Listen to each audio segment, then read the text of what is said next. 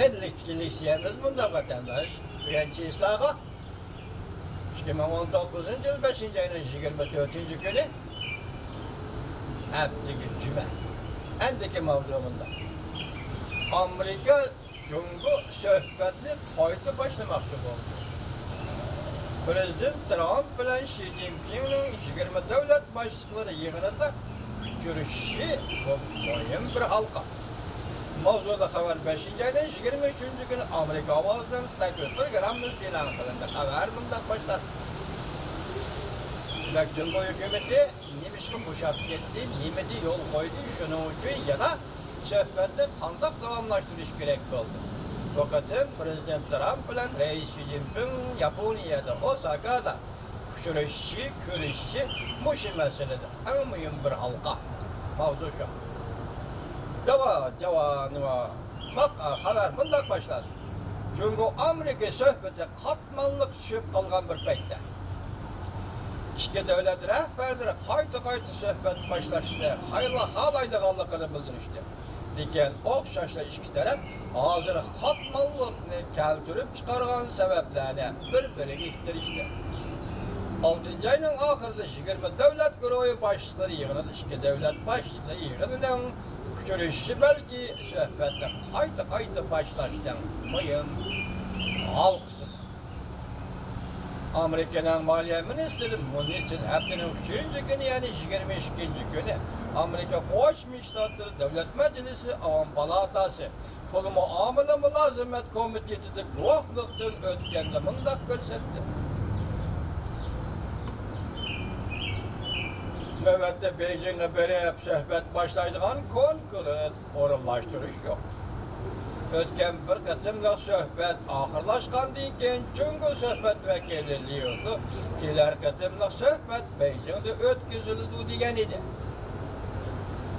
Maliye Ministeri bunun için bunda görsetti. İki devlet başlıkları 6. ayının ahırı yüz görüşüdür. Bu belki Amerika Cumhur söhbeti katmanlık düşüp kalgan deyken iki devlet başlıkları Osaka'da uçuruşunun yaxşı pürüzdüdür. Növbette prinsipal meselede iki devlet otorisi yenili ihtilaf var. Cumhur'un Amerika turuşluk baş elçisi Sütyenken aks haberlerine mındak görsen.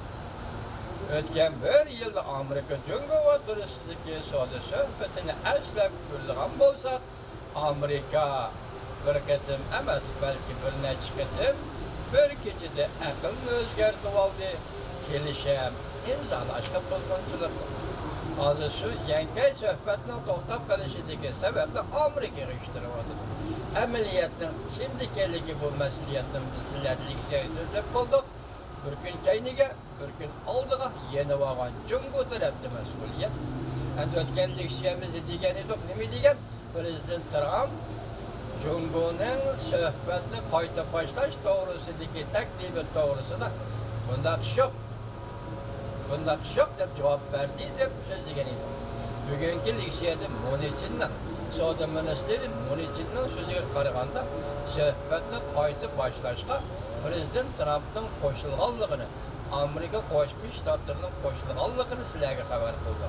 Gep sade neminde? Gep Cumhur kandak taraf koydu. Biz sizlerge söz diyeniydik.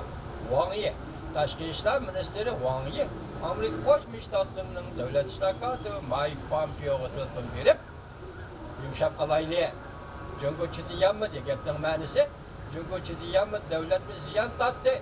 Cumhur'un şirketlerimiz ziyan tattı diyen sözlerim sizlerge leksiyeni tapkırganıydı. Bugün söhbette kayıtı başlaştı. Amerika'nın kubul kılganlığı Cumhur nimede kandak yol koydu diyen mesele.